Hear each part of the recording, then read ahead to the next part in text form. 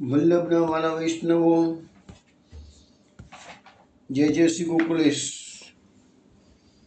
વૈષ્ણવો, આજે શ્રી યમુના મહારાણીનો પ્રાકટ્ય દિવસ છે તથા યદુનાથજી પ્રભુનો પણ પ્રાકટ્ય દિવસ છે. તો આજે માટે બધે વૈષ્ણવોને ખૂબ ખૂબ બધાઈ. વૈષ્ણવો, ગઈકાલે સત્સંગમાં આપણે પુરુષોત્તમદાસ શેઠ, ભગવાનદાસ તથા રામદાસ સારસ્વત બ્રહ્મણ શ્રી મહાપ્રભુજીના શરણે આવે છે તે પ્રસંગો શ્રવણ કર્યા. હવે આપણે સૌંદર્ય પદ્મનું પ્રથમ ગાન કરીશું. સૌંદર્યમ નિજ હૃદગતમ પ્રકટિતમ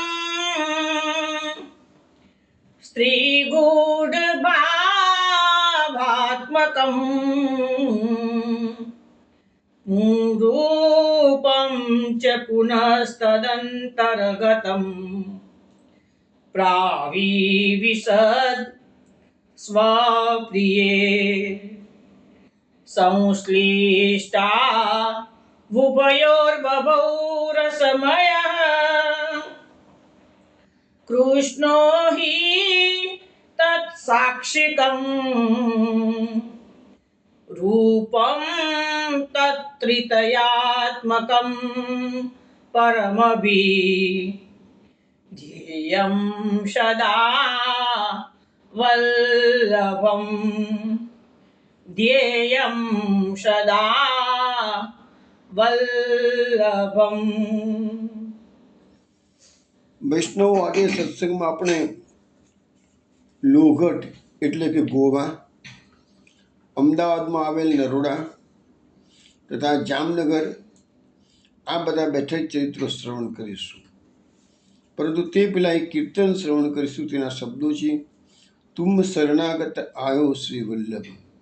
અને આ કીર્તન પછી આપણે વચ્ચેના ભાગમાં સત્સંગમાં આજે યમુનાજીના પ્રાકટ્ય દિવસ નિમિત્તે યમુનાજીનું એક પદ લઈશું. દિન જાન મોહી દીજે શ્રી યમુનાજી. એ પદ 8:30ની આસપાસ આવશે. અત્યારે તો તમે તુમ શરણાગત પદ શ્રવણ કરો. તુમ શરણાગત આયો શ્રી વલ્લભ. તુમ શરણાગત આયો.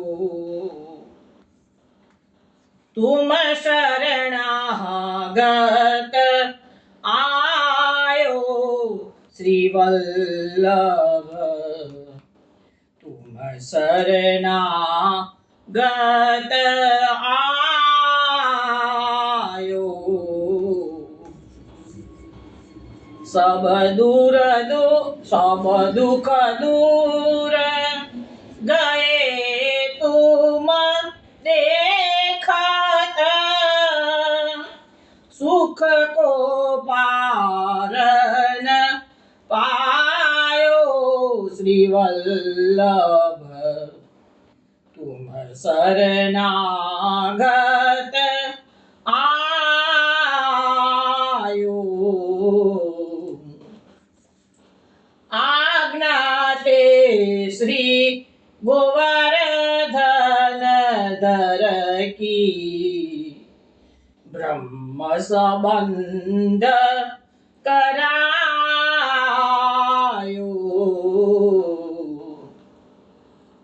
લીલા અખિલ પ્રગટ દિખાઈ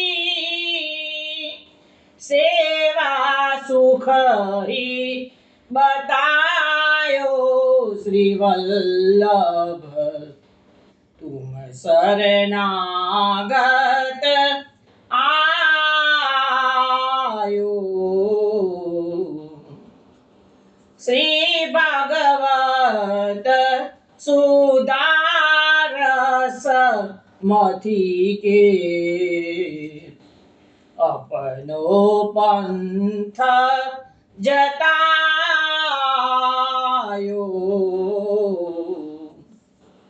ऐसे उग्र श्री लक्ष्मण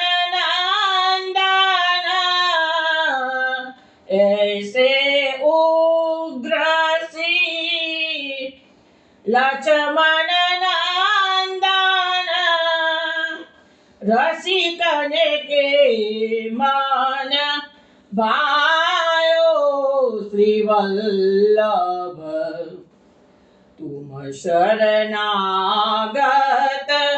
आयो तुम शरणागत आयो श्री वल्लभ तुम शरणागत आयो तुम शरणागत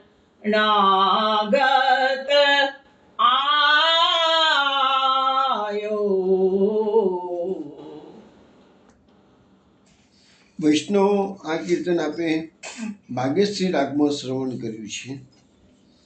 આમાં હરિરાજી મહાપ્રભુજી આપણને સમજાવે છે કે વૈષ્ણવો મહાપ્રભુજીની શરણાગતિ સ્વીકારે છે ત્યારે શું કહે છે?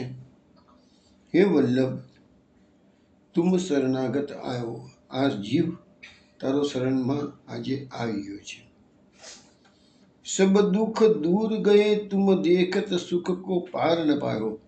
મહાપ્રભુજી દુઃખોને દૂર કરનાર અને સુખોને આપનાર છે. તો બધા દુઃખો ખાલી દર્શન માત્ર તુમ દેખત, દર્શન માત્રથી બધા દુઃખો દૂર થઈ જાય છે અને સુખનો ભંડાર પામી જવાય છે. આજ્ઞા તે શ્રી ગોવર્ધન ધર કો બ્રહ્મ સંબંધ કરાયો. ભગવાને આજ્ઞા મહાપ્રભુજીને કરી કે જીવોને બ્રહ્મ સંબંધ કરાવો. તો એ આનાથી મહાપ્રભુજીની કૃપાથી આ જીવો ભગવાન સાથે બ્રહ્મ સંબંધથી જોડાય છે.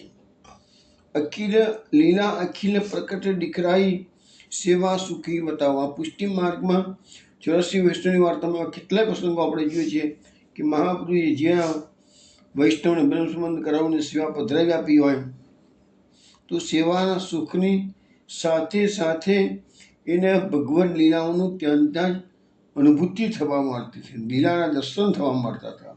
એવા અનેક પ્રસંગો આપણા સાહિત્યમાં છે. શ્રી ભાગવત સુધારસ મથી કે અપનો પંથ જતાયો. મહાપ્રભુજી આ પુષ્ટિ માર્ગે પ્રકટ કર્યો છે તો એના માટે શ્રી ભાગવત રૂપી અમૃતનો રસને મથન કર્યું છે. એટલે તો ગોસાઈજીએ સર્વોત્તમ સૂત્રમાં નામ આપ્યું છે શ્રી ભાગવત પિયુષ સમુદ્ર મથનક્ષમાં. તો મંથન કરી અને જે રસ કાઢ્યો છે એ જ આ પુષ્ટિ માર્ગ. એસે ઉગ્ર શ્રી લક્ષ્મણ નંદન રસિકન કે મન ભાયો. મહાપ્રભુ ગુસાઈજીએ સર્વોત્તમ સૂત્રમાં નામ આપ્યું છે ઉગ્ર પ્રતાપો વાંખ સિંધુ. મહાપ્રભુજી વાણીથી જ આ બધા જીવોને ઉદ્ધાર કર્યો છે. મહાપ્રભુજી વાણી આજે પણ આપણા બધા ઘરોમાં પુસ્તક રૂપે ગ્રંથ રૂપે વિરાજમાન છે. તો મહાપ્રભુજી વાણીના ભંડાર વાક સિંધુ છે અને ઉગ્ર પ્રતાપ છે. ઉગ્ર પ્રતાપનો અર્થ એવો થાય છે અહીંયા કે એમનો પ્રતાપ તો ઉગ્ર છે જ, બરાબર છે કે અન્યાશ્રયીઓ કે વિધર્મીઓ કે માયાવાદીઓ એમ સામે ટકી શકતા જ હતા. પણ આપણા માટે અહીંયા જે ઉપર અર્થ કરવાનો છે એસે ઉગ્ર શ્રી લક્ષ્મણનંદન. તો ઉગ્રનો અર્થ અહીંયા થાય છે દૃઢતા. મહાપ્રભુજી આ માર્ગમાં વૈષ્ણવને દૃઢ વિશ્વાસ આપ્યો છે કે તમે મારા પાસે આવી જાઓ, પછી તમે જે બધી ચિંતા, તુમ શરણાગત આવ્યો, તમે મારા શરણાગત થઈ ગયા પછી તમારે કોઈ ચિંતા કરવાની જરૂર નથી. વૈષ્ણવ મહાપ્રભુજીનું એક આપણે આ બધા ગાન શ્રવણ કર્યું. હવે આપણે મહાપ્રભુજી સાથે યાત્રામાં આગળ જઈએ છીએ. મહાપ્રભુજી ગઈકાલ સુધી આપણે સત્સંગમાં મહાપ્રભુજીની જગન્નાથપુરીની યાત્રા ચાલતી હતી. છેલ્લે આપણે જોયું તો મહાપ્રભુજી જગન્નાથપુરીમાં રાજાએ સૌ વિદ્વાનોએ આચાર્યનો વિજય તિલક કર્યું છે, એમની પૂજા થયેલી છે. બધાની સંમતિમાં ઠાકોરજીની સંમતિથી સૌથી શ્રેષ્ઠ દેવ કોણ છે, મંત્ર કોણ છે, કર્મ કયું છે, શાસ્ત્ર કયું છે, બધી વાતો થઈ ગઈ છે.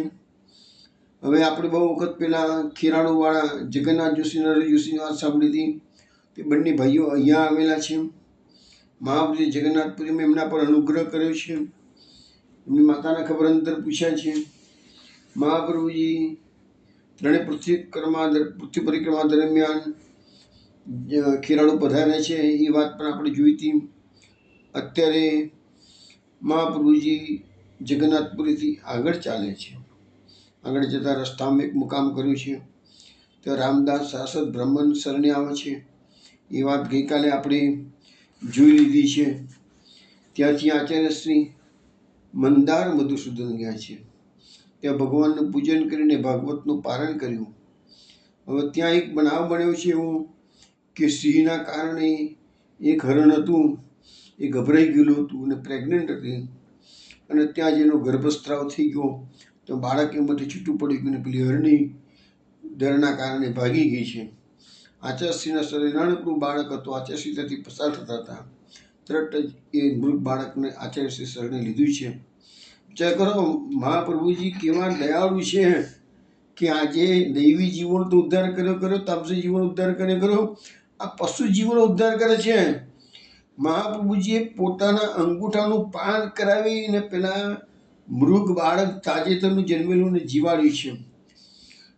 એવા મૃગ બાળકને મહાપ્રભુજીએ શરણ મંત્ર આપ્યો છે. એને પૂર્વ સ્મૃતિ જાગૃત થઈ છે. પછી સિંહ કે બીજા હિંસક પશુથી એને અભય પ્રાપ્ત થાય માટે મહાપ્રભુજીએ એનામાં સિંહ એ મૃગ બાળકમાં પોતાના સામર્થ્યથી સિંહત્વનું શક્તિ અર્પણ કરેલી છે, જેથી બીજા કોઈ હિંસક પશુ એને હેરાન કરી શકે નહીં. પછી ત્યાં ગાડી એવા ઘોર જંગલમાં ઉદાર મધુસૂદનમાં એવા જંગલમાં એમને પારાયણ કર્યું, સમાપ્તિ કરી. અનેક દિવસોને પાવન કરતાં કરતાં મહાપ્રભુજી છેવટે મહેન્દ્રગીરી પર્વત પર પધાર્યા છે. તમને વૈષ્ણવ ખબર હશે કે મહેન્દ્રગીરી પર્વત પર આજે પણ પરશુરામજી યોગ બલથી તપસ્યા કરી રહ્યા છે. તમને બધાને ખબર હશે કે પરશુરામજી 7 ચિરંજીવીઓમાં એક કહેવાય છે, અને એમનો જે રોલ છે પરશુરામનો, અશ્વત્થામાનો, એ બધા ચિરંજીવી છે. કળિયુગના અંતમાં કલ્કી ભગવાન અવતાર ધારણ કરશે. તે વખતે કલ્કી ભગવાનના સહાયમાં આ બધા જશે. કલ્કી ભગવાન જે પ્રકારે આદેશ કરશે એ પ્રકારે અધર્મીઓનો નાશ કરવાનું કાર્ય આ બધા અશ્વત્થામા પણ કાર્ય કરશે, પરશુરામજી પણ કાર્ય કરશે, કૃપાચાર્ય પણ કાર્ય કરશે. બધા કલ્કી ભગવાનના સપોર્ટમાં જશે. એવું બધું વર્ણન આવેલું છે. કલ્કીનો અવતાર છે તો ભાગવતમાં વર્ણન છે, જે રીતે કોઈ સવાલ નથી રહેતો. અને આ ચિરંજીવીઓ બધા નામ છે એ વાત પણ ચોક્કસ ભાગવતમાં છે. અહીંયા મહાપ્રભુજી મહેન્દ્રગીરી પર્વત પર પધાર્યા, પરશુરામને જોઈને પ્રણામ કર્યા છે. મહાપ્રભુજી પરશુરામે કહ્યું કે વિષ્ણુના અવતાર તરીકે મેં દુષ્ટ ક્ષત્રિયોનો નાશ કરીને વૈદિક ધર્મનું સ્થાપન કર્યું છે. તેમજ ભગવદનો અવતાર રૂપ તમે પણ ભગવદ અવતાર લઈને સદધર્મનું સ્થાપન કર્યું છે. તેમ તમે પૂર્વજના તીર્થો વિશે ભાગવતના ગાના પારાયણ કર્યા છે, માટે તમે આ પર્વત પર મારી પ્રીતિને માટે અહીંયા શ્રીમદ ભાગવતનું પારાયણ કરો. આચાર્યશ્રીએ એમ કરવાની હા પાડી પારાયણનો પ્રારંભ કર્યો. હવે ત્યાં એક ઘટના એવી બને છે કે એક દિવસ રાત્રે દૂરથી બધાના સાંભળવામાં ભજન ગાન સાંભળવામાં આવ્યું. શિષ્યોએ આચાર્યશ્રીને પૂછ્યું કે આ સ્વર ક્યાંથી આવો સુંદર મધુર સ્વર કોઈ ગાન કરી રહ્યું છે, ક્યાંથી આવે છે? ત્યારે ત્યાંના એક લોકલ બ્રાહ્મણ છે, એને કહ્યું કે એ ભજનનું ગાન તો અમે નિત્ય સાંભળીએ છીએ, પણ ત્યાં ક્યાંથી આવે છે એની ખબર પડતી નથી. તો આચાર્યશ્રીએ કહ્યું કે જરૂર અહીં નજીકમાં કોઈ ભક્તજન વસતો હોવો જોઈએ, અને તે નિત્ય ભગવાનનો ઉત્સવ કરે છે. પછી એ બાબતની તજવીજ કરવા કૃષ્ણાસ અને બીજા બ્રાહ્મણો તે લોકલ બ્રાહ્મણને લઈ જે દિશામાંથી ભજન ગાન થતું હતું તે દિશા તરફ બધા ગયા. મહાપ્રભુજીએ કીધું કે ચોક્કસ આ ભગવાનનો મોટા પાયા પર કોઈ ઉત્સવ થઈ રહ્યો હોવો જોઈએ, એટલે જ આવું ભજન ગાન સંભળાતું. જો હવે નક્કી કરવા કે ક્યાંથી અવાજ આવે છે અને કોણ ઉત્સવ કરી રહ્યું છે. હવે આ બધું એ દિશામાં આગળ ધીરે ધીરે વધી રહ્યા. તમે આ વૈષ્ણવ ધ્યાન રાખીને સાંભળજો. આ એક સુંદર રૂપક કથા છે, સત્ય ઘટના છે, છતાં રૂપક કથા છે. સૌથી પ્રથમ એ દિશામાં આગળ બધા વધી રહ્યા છે, ભજન ગાનની દિશામાં. માર્ગમાં સર્વપ્રથમ એ લોકોએ એક સિંહને જોયો. તે સિંહ કૃષ્ણાસ વગેરેની પરિક્રમા કરીને જતો રહ્યો. થોડે આગળ ચાલ્યા, ત્યાં એક મોટો સર્પ દીઠો. તે પણ છેવટે આ બધાની પરિક્રમા કરીને ચાલ્યો ગયો. આગળ ચાલતા રસ્તામાં તેમણે અગ્નિ દીઠો, પણ તે અગ્નિ એમને સ્પર્શ કર્યા વગર શાંત થઈ ગયો. આગળ ચાલતા રસ્તામાં એક નદી આવી, તેમાં માત્ર ઘૂંટી પૂર પાણી હતું. તેની આગળ ચાલતા એક ઘોડાને ખૂંકારતો જોયો અને એક હાથીને ગર્જના કરતો દીઠો. તેથી આગળ ચાલતા એક ગાય જોઈ, તેના ચારે આંચળમાંથી દૂધ સ્રવતું હતું. આગળ ચાલતા એક સ્ત્રી જોવામાં આવી. તે પછી એક કન્યા કૃષ્ણાસ વગેરેને તેડવા માટે આવી. તે કન્યાની સાથે આગળ ચાલતા અનેક પ્રકારના ધ્રુમ અને લતાઓ જોવામાં આવ્યા. પછી પોતાના સંગાથીઓમાંથી થોડાક એકને બહાર રાખી કૃષ્ણદાસ બીજા પેલા બ્રાહ્મણની સાથે એક આશ્રમમાં ગયા. ત્યાં શસ્ત્રદળ, તુલસી, મંજરી, મુદ્રાદિકથી સૂકતા વૈષ્ણવને જોયા અને વિચિત્ર શૃંગાર મંડિત વેણુ વેત્રાલંકૃત ગોપાલ સ્વરૂપ પુષ્પ મંડપને વિશે જોયું. તો ઘણી મોટા પાયા પર ઉત્સવ થઈ રહ્યો હતો. એની શોભાનું વર્ણન કર્યું છે. તે સૌના આગળ તેમના ગુરુ એક વૃદ્ધ ભાગવતનો પાઠ કરતા જોયા. તેને કૃષ્ણાસ વગેરેનો સત્કાર કરીને પૂછ્યું કે તમે કોણ છો? કૃષ્ણાસે કહ્યું કે અમે તો શ્રીમદ વલ્લભાચાર્યજીના શિષ્ય છીએ. તે સાંભળીને તપસ્વી હર્ષ પામ્યો. તેને કહ્યું કે વિષ્ણુ સ્વામીના શિષ્ય દેવ દર્શનાચાર્યનો હું શિષ્ય છું અને ગુરુની આજ્ઞાથી યોગ વડે હું આગમ્ય સ્થાનમાં શ્રીમદ વલ્લભાચાર્યજીના દર્શનને માટે રહ્યો છું. એમ કે દેવને મસ્તક પર આરોપણ કરી કૃષ્ણાસને આગળ કરી તે વૃદ્ધ પુરુષ શિષ્યો સહિત આચાર્યશ્રીની પાસે આવે છે. આચાર્યશ્રીના દર્શન કરે છે. પ્રણામ કર્યા. તે યોગ્ય આચાર્યશ્રીને પોતાનું સઘળું વૃત્તાંત કહ્યું. બાદ તેના આશ્રમના સર્વ વૈષ્ણવો સહિત વૈકુંઠમાં ગતિ થઈ ગઈ. પછી કૃષ્ણાસ ઇત્યાદિ શ્રી મહાપ્રભુજીને આ બધું સિંહ, અગ્નિ, ઘોડા વગેરે જોયા હતા એનો ખુલાસો પૂછ્યો.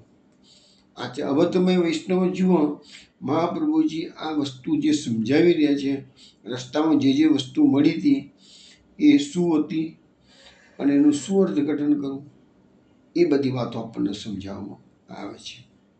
આચાર્યશ્રીએ કહ્યું કે સર્વપ્રથમ તમને સિંહ રસ્તામાં મળ્યો, તો સિંહ એ મૃત્યુનું પ્રતીક છે કે છે, પણ તમે મૃત્યુથી ગભરાયા નથી. ત્યાર પછી સર્પ રસ્તામાં મળ્યો. સર્પ એ કાળનું પ્રતીક છે, એનાથી પણ તમે ગભરાયા નથી. ત્યાં પછી રસ્તામાં તમને અગ્નિ મળ્યો. અગ્નિ એ સંસારનું પ્રતીક છે, પણ તમે સંસારમાં ફસાયા નથી કે છે. પછી નદી આવી છે. નદી એ વિષયાવલીનું પ્રતીક છે. પછી પૃથ્વીનો વૈભવ, એ ઘોડો આવ્યો એ પૃથ્વીનો વૈભવ બતાવે છે. હાથી આવ્યો એ સ્વર્ગનો વૈભવ બતાવે છે. પછી ગાય આવી એ તપોભોગ બતાવે છે. અને કન્યા આવી, પ્રમદા આવી એ વિદ્યા છે, અને કન્યા છે એ ભક્તિ છે. અને ગાયનનો જે સ્વર સંભળાતો હતો તે તાપસના આશ્રમમાંથી સંભળાતો હતો. પછી પારાયણ સમાપ્ત કરી આચાર્યશ્રી ત્યાંથી આગળ ચાલ્યા. હવે આ જે રૂપક હકીકતમાં સત્ય ઘટના છે, પણ આપણને સમજાવવા માટે આ એક વસ્તુ અહીંયા બતાવવામાં આવેલી છે કે આ અધ્યાત્મ માર્ગ છે એ પણ એમાં આપણો આ ભક્તિ માર્ગ છે. ભક્તિ માર્ગમાં તમે જેમ આગળ વધશો એમ થોડી અડચણો આવશે છે. પહેલાં તો કસોટીઓ આવશે. કસોટીઓ બે રૂપમાં આવે છે. તમને ડરાવવા માટે પણ આવે છે અને તમને ફસાવવા માટે પણ આવે છે. તમે પહેલેથી ડરી ગયા તો ગયા કામથી પથભ્રષ્ટ થઈ જશો. જેને ગીતામાં યોગ ભ્રષ્ટ કીધું છે એવું થઈ જવાય. ડરતા નથી તો ફસામણી આવશે. ફસામણીમાં તો ભલભલા મહાપુરુષો ફસાય છે. ફસામણીમાં નથી તો ત્રીજું જે સ્ટેજ આવે છે એ તમને સપોર્ટ કરશે. સપોર્ટ કરીને તમને પ્રભુની પાસે લઈ જાય છે. પણ આ બધા તબક્કામાંથી પસાર થવું પડે છે. આપણે જોઈએ, સૌથી પહેલાં સિંહ એ મૃત્યુનું પ્રતીક છે.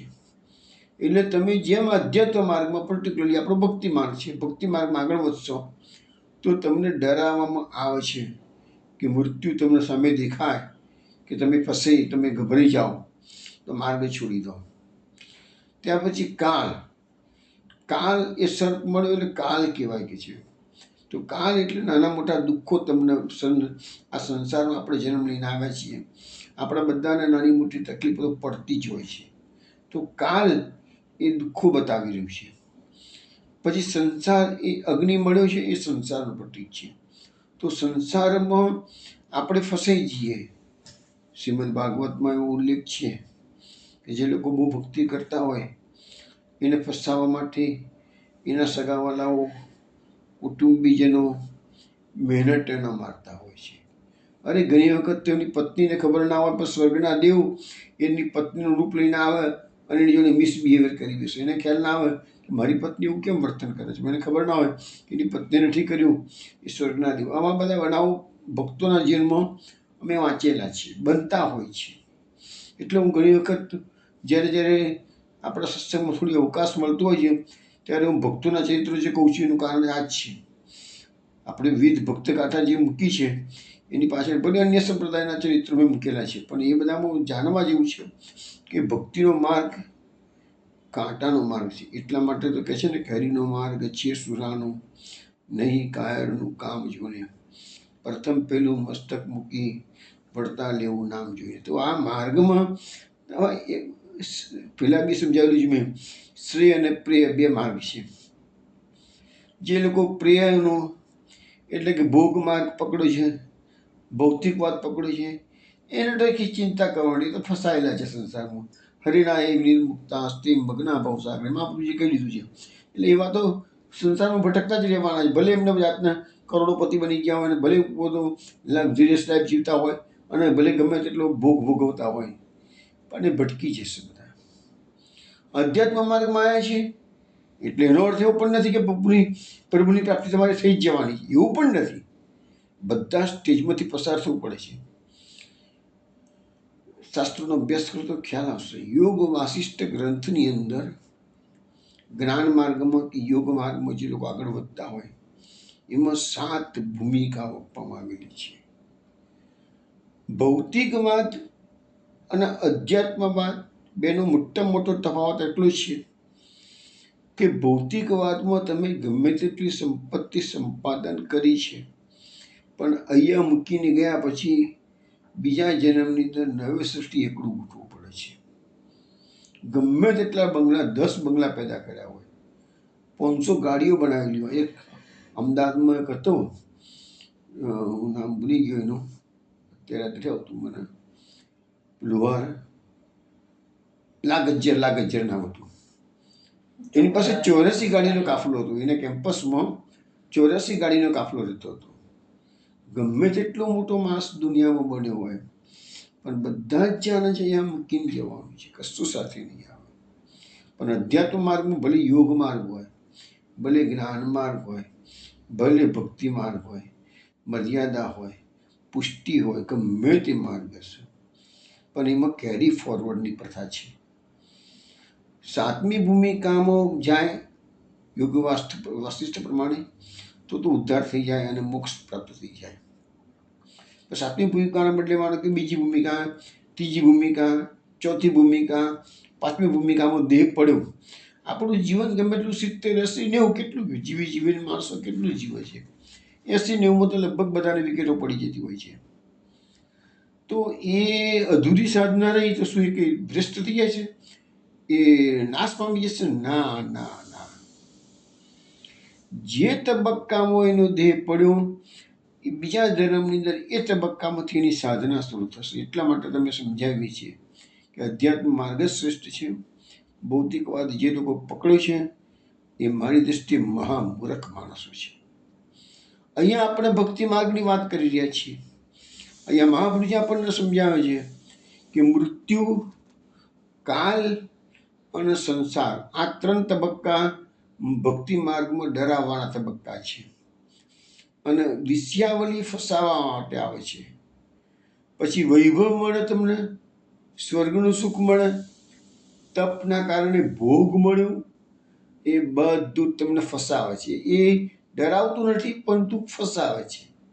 પણ આ બધામાંથી તમે બહાર નીકળી ગયા, આ 7 તબક્કા છે બધામાં, આમાંથી બહાર નીકળી ગયા હોય તો પછી પ્રભુ તમને સપોર્ટ કરશે. તો એ તમારે ફાઇનલ ડેસ્ટિનેશન પહોંચવું હોય તો પાછી પ્રભુની કૃપા તો જોઈશે જ. કૃપા વિના ભક્તિ માર્ગમાં આગળ નથી વધારતું. તો વિદ્યા અને ભક્તિ, એ વિદ્યા તમને સપોર્ટ કરે છે અને ભક્તિ તો પ્રાપ્ત જ કરવાની છે. એના માટે તો બધું આપણે કરી રહ્યા છીએ. તો એ પ્રભુની પ્રાપ્તિ સુધી આપણને લઈ જાય છે. આ બધા તબક્કાઓમાંથી પસાર થશો. આનો અર્થ શું થયો? તમે ગમે એટલા વર્ષોથી સેવા કરતા હોય, તમે ગમે એટલા વર્ષોથી નામ જપ કરતા હોય, ગમે એટલા વર્ષોથી પ્રભુની આરાધના કરતા હોય, પણ તમે તમારી ભક્તિ કરી છે એ કૃષ્ણ ભગવાને સ્વીકારી છે કે નહીં, એ તમને ખબર કેવી રીતે પડે? તો એનો આ ટેસ્ટ છે. જો આ 9 તબક્કા બતાવવામાંથી એક તબક્કો બી તમારા જીવનમાં આવ્યો ને તો એટલું માની લેજો કે તમારી ભક્તિની નોંધ કૃષ્ણએ કરી છે, ભગવાને તમારી ભક્તિની નોંધ કરી છે. અને આમાં એક પણ તબક્કો ના આવ્યો. એવું નથી કે પહેલો તબક્કો જ પહેલો આવે, એવું પણ નથી. ભગવાનના માર્ગમાં તો બધું અનિશ્ચિત હોય છે. કોઈને કશી ખબર ના પડે ભગવાન કયા સમયે કેવી રીતે કસોટી કરે છે. સીધું ભોગ બી આપી દે, ફેર ફસામણી ના આપે, અને ડરાવવાની વાત ના આવે તો સીધી ફસામણી આપી દે. ભગવાનને નક્કી કરશે કોના જીવનમાં શું મારે પહેલાં મૂકવું અને પછી મૂકવું. એમ વિચલિત કરવા માટેના પ્રયત્નો, એવા બધા પરિબળો છે, બહુ જ કરતા હોય છે. એટલા માટે તો આપણને નાગીદાસનું પેલું પદું વારંવાર સમજાવું છું ને કે જેમ બડે બડે રાજ દેત હરી, દિન મેં લાખ કરોડ, પર કાહુ કો વે નહીં ખીંચત અપની ઓર. આ સ્ટાન્ડર્ડ વાક્ય નાગીદાસનું છે. વારંવાર સમજાવું છું. બહુ માર્ગ છે. આ માર્ગમાં આગળ આવવાનું ઘણું જ કઠિન છે. પ્રભુ સપોર્ટ બી કરે છે, કસોટી પણ કરે છે અને સપોર્ટ પણ કરે છે. ચલો વિષ્ણુ, આખી એક થિયરી તમને મેં સમજાવી દીધી છે.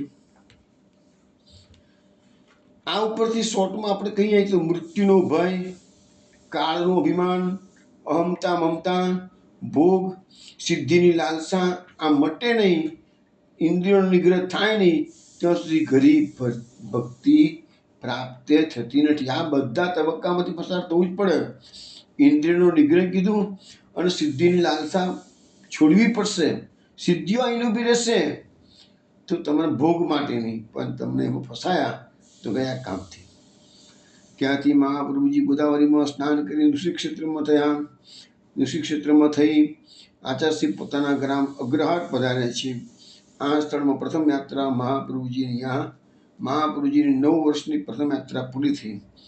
આ રીતે આચાર્યશ્રીના પિતાએ આખા ભારતખંડની યાત્રા કરવાનો સંકલ્પ કર્યો હતો, પણ તે પાર ન પાડવાથી તે સંકલ્પ આચાર્યશ્રી નિર્વિઘ્ને પાર પડ્યો. આ સાત્વિક યાત્રા વિક્રમ સંવત 1554ના વૈશાખ માસની શુક્લ પક્ષની તૃતીયાને દિવસે પૂર્ણ થઈ હતી. અગ્રહારમાં આચાર્યશ્રી પધાર્યા ત્યારે એમના માતૃશ્રી તે વખત ત્યાં જતા તેમની યાત્રાનું સર્વવૃત્તાંત શ્રી મહાપ્રભુજીએ નિવેદન કર્યું. અમે મહાપ્રભુજી યાત્રાનો આરંભ કરેલો એ વિક્રમ સંવત 1548 વૈશાખ કૃષ્ણ બીજના દિવસે, એવું કેટલાક પુસ્તકોમાં લખ્યું છે. અને કેટલાક પુસ્તકોમાં એવો પછી ઉલ્લેખ છે કે મહાપ્રભુજી યાત્રાનો આરંભ 1546માં કર્યો હતો. 1546ની વાત વધારે યોગ્ય છે કારણ કે મહાપ્રભુજીને 9 વર્ષ લાગેલા છે આ યાત્રા સંપન્ન કરતા પહેલાં. પહેલી યાત્રા 9 વર્ષની, બીજી યાત્રા 5 વર્ષની, ત્રીજી યાત્રા 4 વર્ષની. હવે આપણે બીજી યાત્રાનો વૃત્તાંત જોઈએ તે પહેલાં યમુનાજીનું એક પદ શ્રવણ કરીશું. दीन जान मोही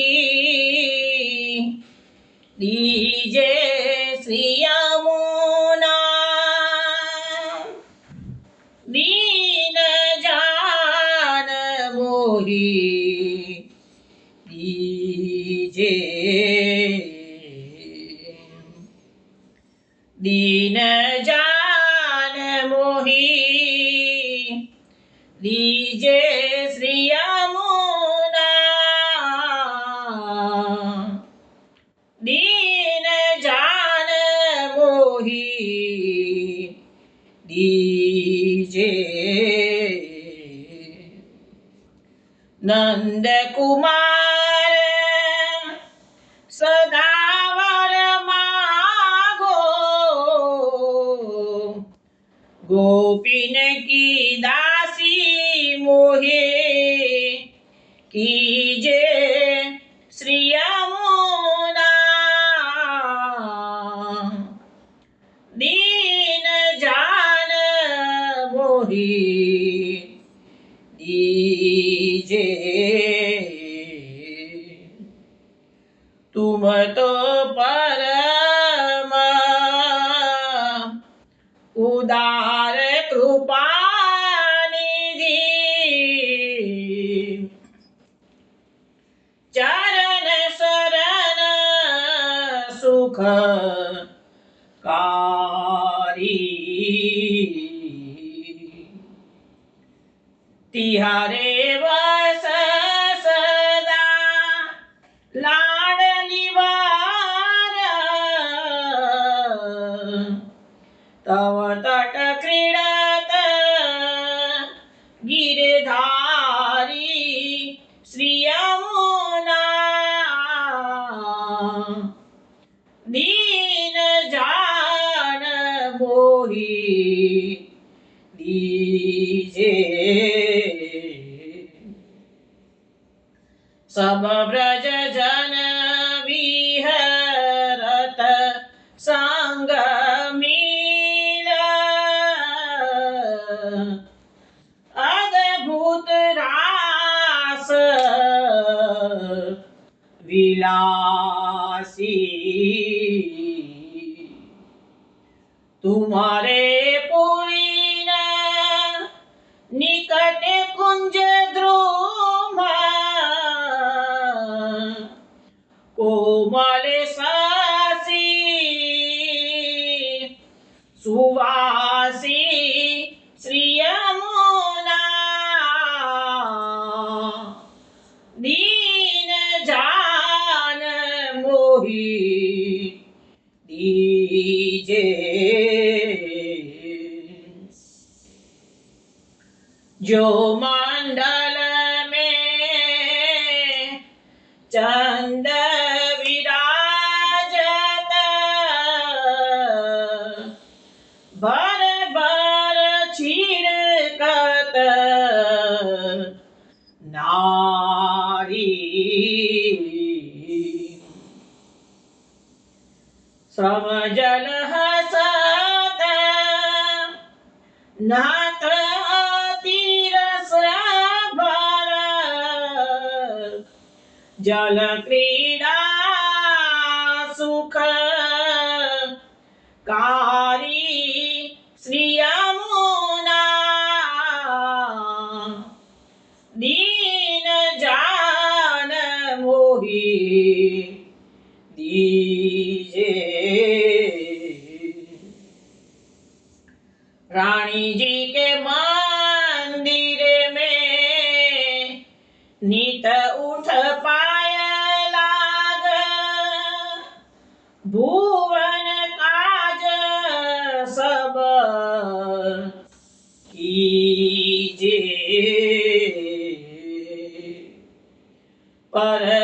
परमानंद दास दासी रहे परमानंद दास दासी નંદ નંદન સુખ દીજે શ્રી યમુના દીન જાન મોહી દીજે દીન જાન મોહી દીજે શ્રી યમુના દીન જાન મોહી દીજે. વૈષ્ણવ આ કીર્તન આપે બિભાસ રાગમાં શ્રવણ કર્યું છે. પરમાનંદદાસજી આપણને સમજાવે છે કે શ્રી યમુનાજી પાસે ભક્તો શું માંગે. यह मांग्यो ગોપીજન વલ્લભ, એ ગોપીચંદ વલ્લભની પાસે પ્રભુની પાસે માગ્યું હતું. હવે આજે યમુનાજી પાસે માગવાનું કહે છે. શું માગવાનું કહે છે? ભક્તોની માગણી શું છે કે દીન જાન મોહી દીજે શ્રી યમુના. હે યમુના મૈયા, હું દિનહીન કંગાલ જેવો માણસ છું. કેમ? મારી પાસે સાધન કરવાનું કોઈ સામર્થ્ય નથી.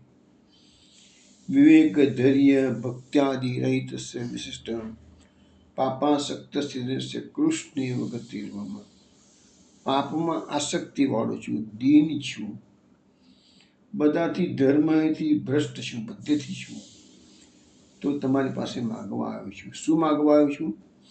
નંદ કુમાર સદાવર માગો, ગોપીન કી દાસી મોહી દીજે. નંદ કુમાર સદાય મારા વર થાય. આપણે તો દાસી છીએ ભગવાનની, અને નંદકુમારના પતિ બહુ મોટું માગવા આવ્યા છીએ. આપણે તો દાસી હોય એ સ્વામીની માલ, સ્વામી જે નંદકુમાર એ આપણો સ્વામી છે, આપણે અહીંયા દાસ છીએ. આ તો વર માગી રહ્યા છે કે વર બનાવવા મને એનો, નંદકુમારને વર બનાવવા એમ. ગોપીન કી દાસી મોહી કીજે, અને ગોપીઓની પણ દાસી બનવી છે પાછી મારા કહે છે. તુમ તો પર ઉદાર કૃપાનિધિ ચરણ શરણ સુખકારી. યમુનાજીને કહે છે તમે તો બહુ ઉદાર છો, ભક્તોને જે માગો છો એ બધું તમે આપનારા છો, કૃપાનો ભંડાર છો, અને તમારા ચરણના શરણમાં જે આવે છે એ બધાને તમે સુખદેવની દુઃખહરણી શ્રી યમુનાજી, જે જેને પ્રાણરૂપ નાવે આપણે ગાઈએ છીએ ને, તો એ યમુનાજી કેવા છે? સુખકારી છે. ત્યારે વસ સદા લાડીલી વર તવ તત ક્રીડત ગિરધારી. આ ભગવાન છે લાડીલી વર, રાધાજીના જે વર છે, રાધાજીના રાધિકા વર, એ તો કાયમ માટે તમારા વશમાં છે કે છે. કૃષ્ણ કનૈયો યમુનાજીના વશમાં છે. તવ તત ક્રીડત ગિરધારી, તમારા ક્રીડા, તમારા તટ પર તો બધી, તમારા કિનારા પર તો બધી એની લીલાઓ ચાલતી હોય છે પ્રભુની. તુમારે સબ બ્રજ જન વિહરત સંગ મિલ અદ્ભુત રાસ વિલાસી. તો કહે છે કે બધા વ્રજજનોની સાથે તમારા કિનારે ઠાકોરજી વિહર કરી રહ્યા છે કે છે, અને અદ્ભુત રાસ વિલાસ કરેલો મહારાસનું જે સુખ સંપાદન બધા ગોપીજનોને ભગવાન આપેલું છે એ તો જમનાજીના કિનારે આપેલું છે કે છે. તુમારે પુલિન નિકટ કુંજ ધ્રુમ કોમલે શશી સુવાસી. તુમારે પુલિન, પુલિન એટલે કિનારો, તમારા કુલનની, તમારા કિનારા પર જે કુંજો આવેલી છે એ કુંજોની અંદર ભગવાને અનેકવિધ લીલાઓ કરેલી છે. ત્યાં જે રાત્રિના સમયમાં જે ચંદ્ર ઉગે છે તો ત્યાં કુંજોમાં જે છિદ્રો હોય છે એ છિદ્રોમાંથી એ પ્રકાશ અંદર જાય છે. એવો કોમલ કોમલ જે પ્રકાશ હોય અને એ છિદ્રોમાં થઈને સુરંગી બેરંગી પુષ્પોના છિદ્રોમાં થઈને આવે છે, એટલે એમ લાગે છે કે જાણે કંઈ ચંદ્રની ચાંદની છે એ પણ સુગંધથી ભરપૂર છે, એટલે કોમલ પણ છે અને સુવાસી પણ છે.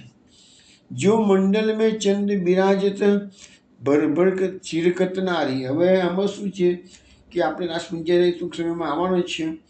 રાસપંચાયતમાં જે ફાઇનલ તબક્કો છે, 5મો અધ્યાય છે, જેની અંદર ભગવાને મહારાસ કર્યો છે. એમાં ગોપીજનો જ્યારે મહારાસ કરતાં કરતાં થાકી જાય છે, તેમના શ્રમનું નિવારણ કરવા માટે પ્રભુ બધા ગોપીજનો સાથે જળ વિહાર કરશે. એ વખતે ભગવાન પણ ગોપીજનોને જળનો છંટકાવ કરશે અને સામે ગોપીજનો પર રેસિપ્રોકેટ કરીને જળનો છંટકાવ કરશે.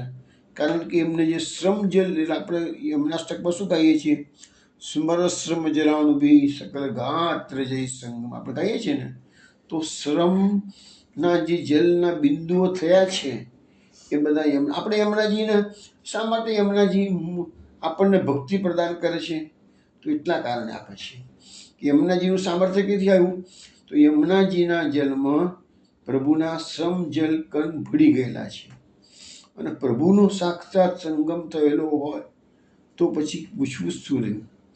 એટલા માટે એનામાં ભક્તિ પ્રદાન કરવાનું સામર્થ્ય પ્રભુએ આ રીતે મૂકેલું છે. તો જ મંડળ મેં ચંદ્ર બિરાજત, આકાશમાં ચંદ્ર બિરાજે છે, એની ચાંદની છીરકી રહી છે પૃથ્વી પર બધી જગાએ, જમુનાજીના કિનારા પર, કુંજોમાં બધે.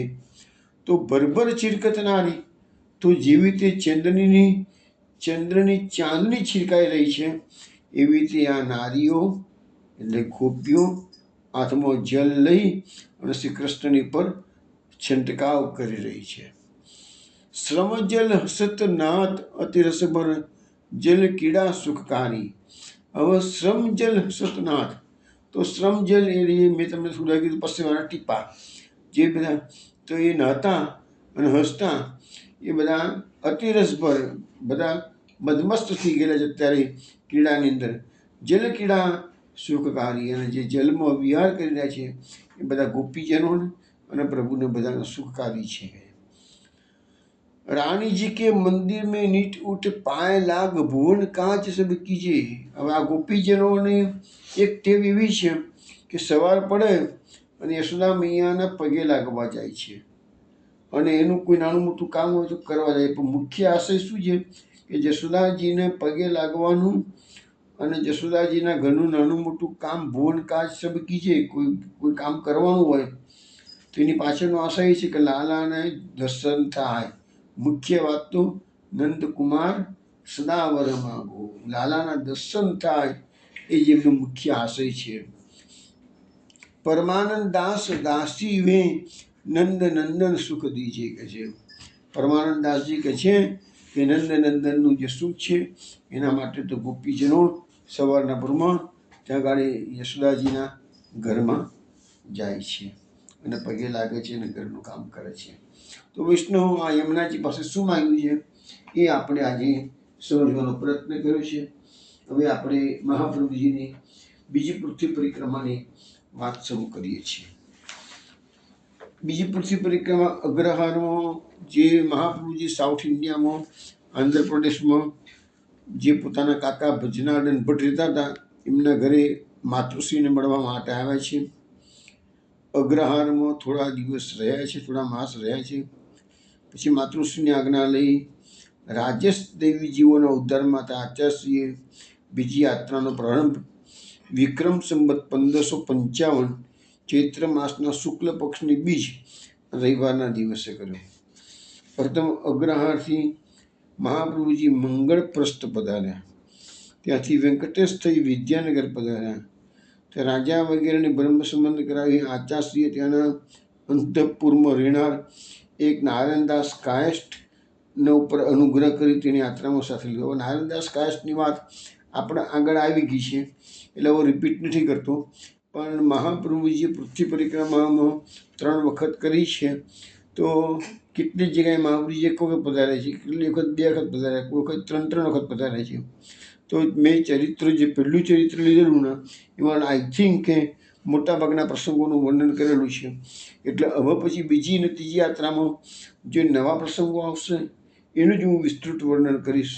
અને જે પ્રસંગો ક્યાંય, કારણ કે આપણા ત્યાં મેં કહ્યું ને કે સંપ્રદાયના પુસ્તકોમાં કન્ટિન્યુટી નથી મેન્ટેન. કોઈ કે પહેલો પ્રસંગ બતાવ્યો હોય, કોઈ કે પછી બીજો બતાવ્યો, કોઈ કે ત્રીજો બતાવ્યો છે. પ્રસંગ બન્યો સાચો, પણ પહેલી યાત્રામાં, બીજી યાત્રા, ત્રીજી યાત્રામાં ક્યાં થયું એ ખબર નથી પડતી. એટલે મેં શું કર્યું કે મોટાભાગના પ્રસંગો પહેલી યાત્રામાં જ આવરી લીધા છે. બીજી યાત્રામાં એ પ્રસંગ આવશે તો ખાલી નામથી હિન્ટ આપીને આગળ નીકળી જઈશું. આ નારાયણદાસ કાયસ્થનો પ્રસંગ આખો મેં કહી દીધો છે એટલે ફરીથી રિપીટ નથી કરતો. પ્રથમની માફક દક્ષિણાયાત્રા કરી, શરણે આવેલા બ્રહ્મસમન કરાવી, શ્રીહરિની સેવા કરવાનો બોધ કરતાં કરતાં આચાર્યશ્રી મહેશપુર મલબાર કાંઠે ચાલ્યા. થોડા દિવસમાં લોહગઢ ગોવાના ગાઢા વનમાં આવી પહોંચ્યા. હવે આ લોહગઢ એટલે કે અત્યારનું જે આપણે કહીએ છીએ ગોવા, એ લોહગઢ આજે પણ બેઠકથી તો ઘરે છે. હવે આપણે લોહગઢનું ચરિત્ર શ્રવણ કરીએ. શ્રી મહાપ્રભુજી વિદ્યાનગરથી લોહગઢ પધાર્યા.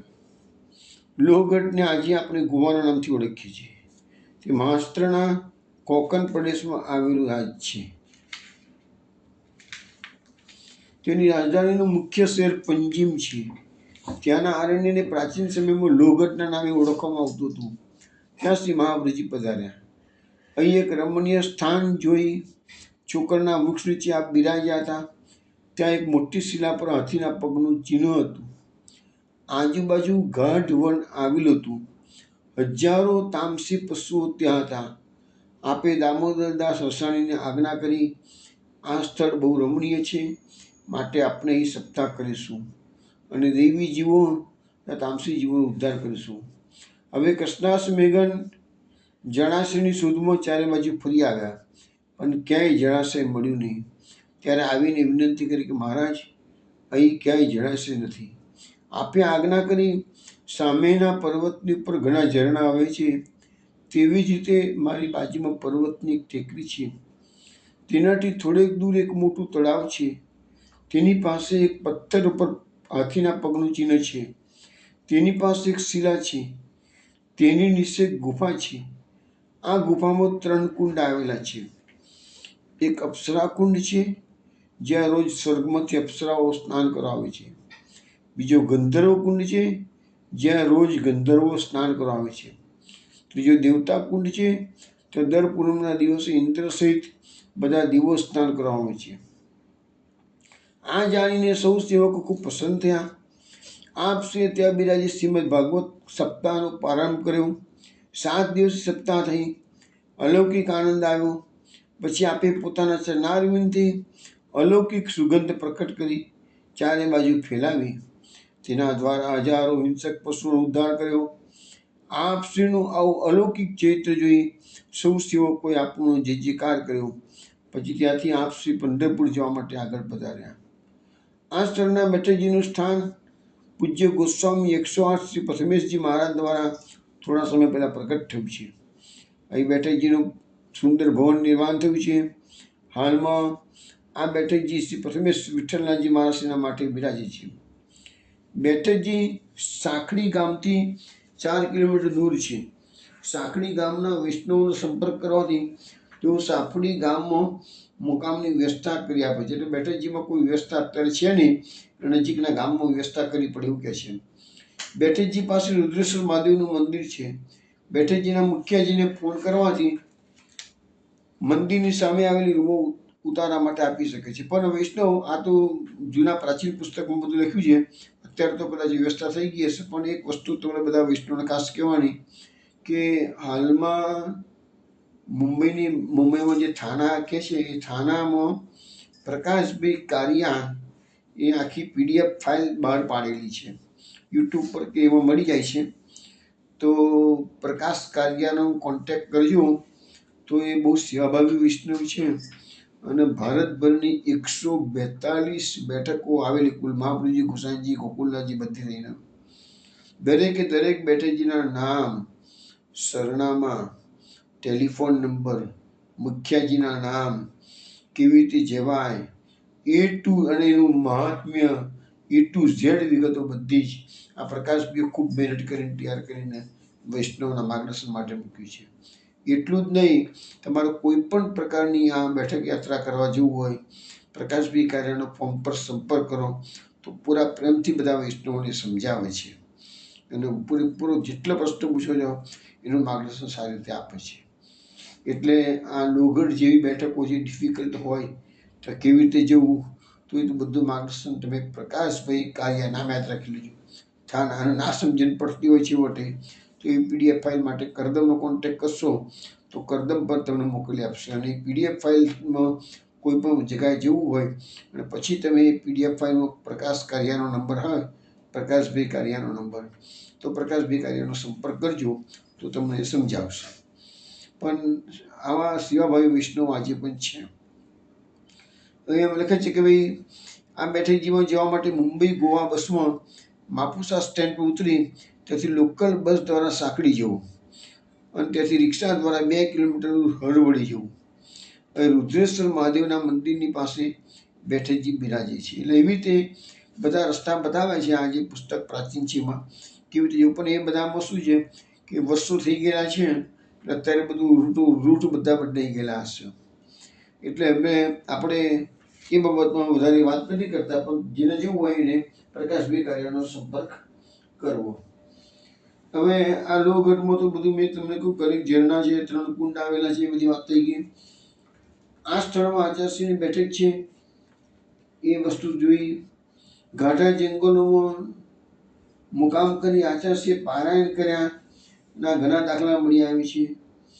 અને અનેક જંગલોમાં મહાપ્રભુજીએ આવા ઘોર જંગલોમાં પણ મહાપ્રભુજીએ પારાયણ કર્યા છે. વિચાર કરો, મહાપ્રભુજીને કયો પૈસો જોઈતો હતો, કઈ પ્રતિષ્ઠા જોઈતી હતી, કઈ પબ્લિસિટી જોઈતી હતી, તો કેમ ઘોર જંગલોમાં પારાયણ કર્યા? ત્યાંના તામસી જીવોના ઉદ્ધાર કરવા માટે. આ કૃપાનો માર્ગ છે અને મહાપ્રભુજીએ આજે કૃપા વર્ષા માટે જ પ્રાકટ્ય છે. તમે વિચાર કરો, આ પુષ્ટિ માર્ગ જેવો સરળમાં સરળ અને ઉત્તમ માર્ગ મહાપ્રભુએ પ્રકટ કર્યો છે. તો એનાથી મોટી કૃપા બીજી કઈ હોઈ શકે છે? મહાપ્રભુ જેવા જંગલોમાં પારાયણ કર્યા. એનાથી અનુમાન થાય છે કે હરિની લીલાનું ગાન મનુષ્ય આત્માને હિત કરશે એટલું જ નહીં, પણ તે પશુ પક્ષીઓના આત્માને પણ હિત કરશે. જોયું ને, આ ગાન આપણે કરીએ તો હમણાં જ એક વિડીયો થોડા વખત પહેલા હાથમાં આવ્યો હતો કે પેલા કોઈ બેન છે એ વિઠ્ઠલ વિઠ્ઠલ વિઠ્ઠલનું ગાન કરે છે અને ત્યાં એક વડદ ઊભો ડોકું ધુનાવી અને જ્યારે કે પેલો તાલ આપતો ના હોય એવી રીતે ડોકું ધુનાવતો એક વિડીયો આવ્યો છે. તો વિચાર કરો, આપણને એમ થાય કે આપણા બળદને શું સમજણ પડતી હશે? વિઠ્ઠલ વિઠ્ઠલ વિઠ્ઠલ પેલા ભજન બેન ગાય છે તો બળદને શું સમજણ પડતી હશે? પણ પશુ પક્ષીઓને પણ આ ભજન ગાન તો પ્રિય હોય છે એવું બતાવીશ, એવું સમજી શકાય આપણને. તો પશુ પક્ષીઓના આત્માને પણ આ ભગવાનના નામ સ્મરણ હિત કરી શકે છે. ગોપાલદાસે એટલે તો વલ્ભાખ્યાનમાં ગાયું છે, એ તામસના અગહર્યા પ્રતાપ પદર જગંત હિંસક પક્ષીઓનો તામસી જીવોમાં સમાવેશ થાય છે. ત્યાંથી મહાપ્રભુજી કોલ્હાપુરથી ભીમરથી નદી ઓળંગી પંઢરપુર પધાર્યા. શ્રી વિઠ્ઠલનાથજીની સેવા કરતે કરતે શ્રી વિઠ્ઠલેશજીએ આજ્ઞા કરી કે તમે વિવાહ કરો. તે આજ્ઞા આચાર્યશ્રી સ્વીકારી છે. હવે આ વિવાહ કરવાની આજ્ઞા કરી છે. મહાપ્રભુજી કાશી પધારશે, પેલી યાત્રાના તે કાશી પધાર્યા છે, વિવાહ નથી કર્યો. પધારશે ને એટલે વિવાહ થશે મહાપ્રભુજીનો. એ વખતે ડિટેલ્સમાં વાત કરીશું. પંઢરપુરમાં જે આજ્ઞા થઈ છે ને એની વાત આપણે કરતા નથી, કારણ કે એ બધી વાતો ઓલરેડી થઈ ગઈ છે. એટલે આપણા બીજી યાત્રા અને ત્રીજી યાત્રામાં જે વાતો પહેલા યાત્રામાં આવી ગઈ છે એને આપણે રિપીટ કરીશું નહીં. પછી આચાર્ય ત્યાંથી દેશ પાવન કરતા કરતા તાપી નદી ઓળંગી નર્મદાને કાંઠે આવી પહોંચ્યા. નર્મદાના દક્ષિણ કાંઠા ઉપરના તીર્થોની મુલાકાત લઈ ગુજરાતમાં અનેક સ્થળોએ ફરતા આચાર્યશ્રી અમદાવાદ પાસે નરોડામાં આવી ગામ બહાર એક સુંદર જગ્યામાં મુકામ કર્યો. આ સ્થળમાં ગોપાલદાસ વગેરે ઘણા લોકો આચાર્યશ્રીને શરણે આવ્યા. એમને બ્રહ્મસંમતિ કરાવી ભક્તિનો બોધ આપ્યો છે. હવે આપણે આ નરોડાની જે બેઠક છે ને એનું ચરિત્ર જોઈ લઈએ. નરોડાની બેઠકના ચરિત્રમાં એવું લખે છે, શ્રી મહાપ્રભુજી આમ ગુજરાતમાં પરિભ્રમણ કરતા કરતા નરોડા પધાર્યા. અમદાવાદથી પૂર્વમાં 3 માઇલ દૂર નરોડા નામનું ગામ આવેલું છે. ત્યાં શ્રી મહાપ્રભુજી અણસી ગુસાઈજીના બેઠકજી સાથે બિરાજે છે. સેવાનો પ્રકાર ખૂબ સુંદર રીતે ચાલે છે. આ બેઠકજી વડોદરાના શ્રી કલ્યાણજી મંદિરવાળા શ્રેષ્ઠ પીઠાધીશ્વર ગોસ્વામી શ્રી દ્વારકેશ્વરજી મહારાજશ્રીના માટે બિરાજે છે. બેઠકજીમાં રહેવાની સગવડ ખૂબ સારી છે. અહીંની અફરસ અને મેળ પ્રાચીન પરંપરા મુજબની છે. તેથી સેવામાં નહોતા પહેલાં ઉપવાસ કરી આજ્ઞા મેળવવી જરૂરી છે. શ્રી મહાપ્રભુજી જ્યારે અહીં પધાર્યા ત્યારે આપશ્રી પોતાના સેવક ગોપાલદાસભાઈના ત્યાં બિરાજ્યા હતા. આપશ્રી અહીં શ્રીમદ ભાગવત સપ્તાહ પારાયણ કરી સૌને ખૂબ અલૌકિક આનંદ આપ્યો. આપશ્રીએ ગોપાલદાસભાઈને આ સ્થાનમાં પોતાના અલૌકિક સ્વરૂપાનંદનો અનુભવ કરાવ્યો હતો. ગોપાલદાસભાઈની વિનંતીથી તેમને સેવા માટે ભગવત સ્વરૂપ પધરાઈ આપ્યું હતું અને ગોપાલદાસભાઈને દૈવી જીવોને પોતાના વતી અષ્ટાક્ષર મંત્ર આપવાનો અધિકાર પણ આપ્યો હતો. આ ગોપાલદાસભાઈએ અનેક કીર્તનો રચ્યા છે. શ્રી મહાપ્રભુજીની પણ અનેક વધાઈઓ તેમને રચી છે. અહીં આપશ્રીએ અનેક દૈવી જીવોનો ઉદ્ધાર કર્યો હતો. સત્સંગ માટે પણ અહીંયા સુંદર સત્સંગ ભવન બનાવવામાં આવેલું છે. અહીંના મુખ્યજી પરમ ભગવદી શ્રી ગોરધનદાસભાઈ જેઓ 100 વર્ષ કરતાં વધારે આયુષ્ય વતાવી ગયા, તેમનો સમગ્ર પરિવાર શ્રી હરિગુરુ વૈષ્ણવની સુંદર તહેલમાં સદાય રહે છે. અહીંયાથી મહાપ્રભુજી ધંધુકા થઈ તગડીના માર્ગે સૌરાષ્ટ્ર પધાર્યા હતા. હવે તગડીનું ચરિત્ર તો આપણે આવી ગયેલું છે. સૌરાષ્ટ્રના પણ મોટાભાગના ચરિત્રો આપણે આવી ગયેલા છે, એટલે રિપીટ નથી કરતા. પણ મહાપ્રભુજી નરોડાની બેઠકથી સૌરાષ્ટ્ર પધાર્યા ત્યાં રસ્તામાં વેજલપુર મુકામે જે જીતુભાઈ ભટ્ટવાળો મકાનની વાત મેં થોડા વખત પહેલાં કરી હતી, તો ત્યાં એક રાત રોકાયા હતા. એ અહીંયા નરોડાના બેઠકથી આગળ પધાર્યા એ ત્યારની વાત છે. હવે આપણે આગળ જઈએ છીએ તો આચાર્યશ્રી ત્યાંથી દેશ પાવન કરતા તાપી નદી ઓળંગી નર્મદાને કાંઠે આવી પહોંચ્યા. અમદાવાદ પાસે નરોડામાં આવ્યા છે. સુંદર જગ્યા મુકામ કર્યો છે. પછી ચાલતા આચાર્યશ્રી સૌરાષ્ટ્રમાં સુદામાપુરી પોરબંદર પધાર્યા. ત્યાં એક ઉપવનમાં તેમને મુકામ કર્યો. આ સ્થળમાં કપૂર સુદામાનો છોકરો આચાર્યશ્રી શરણે આવે છે. તેને ઉપદેશ કરી આચાર્યશ્રીએ પોતાની સાથે રાખ્યો. પછી ત્યાંથી આચાર્યશ્રી દ્વારકા પધાર્યા. તો ભગવાનદાસ, રાજા દ્વિવેદી, માધવદાસ બ્રાહ્મણની શિષ્ય કર્યા. દ્વારકાથી આચાર્યશ્રી નાગમતી નદી એટલે કે નવાનગર પધાર્યા. તો એક સુંદર જગ્યા મુકામ કર્યો.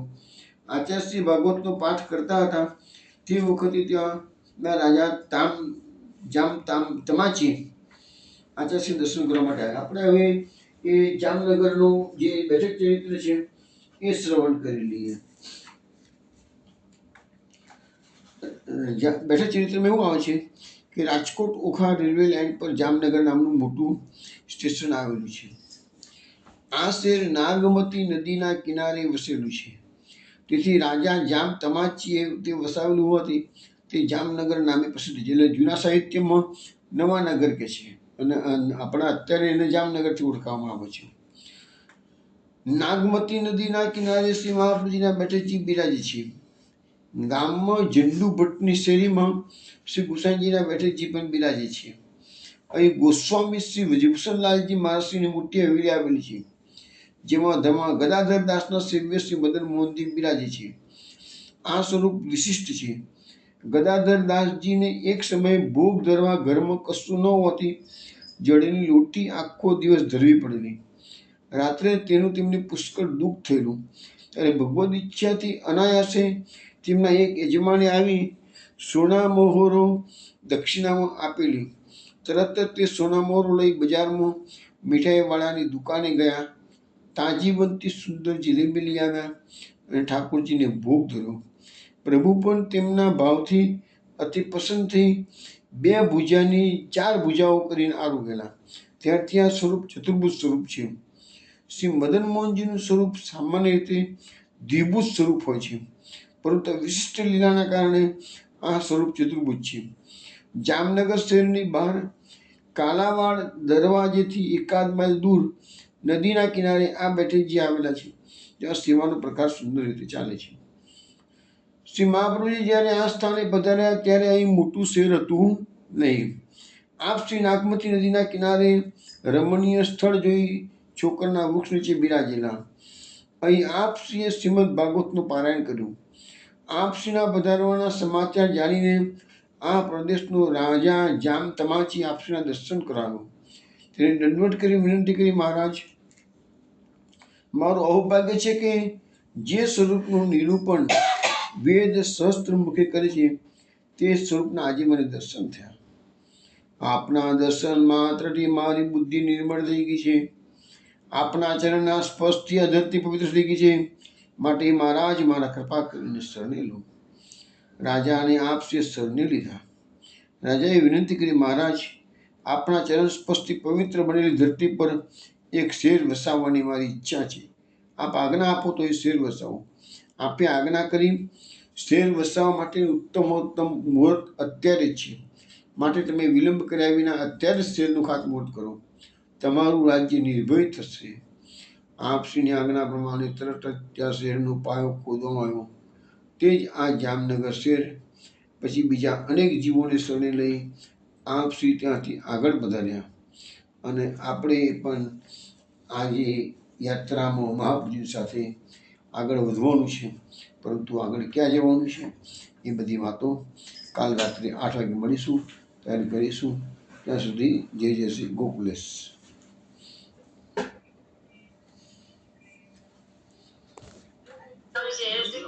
જય જય શ્રી ગોકુલેશ. જય જય શ્રી ગોકુલેશ. બધાઈ હો, બધા વૈષ્ણવને બધાઈ હો. જય જય શ્રી ગોકુલેશ.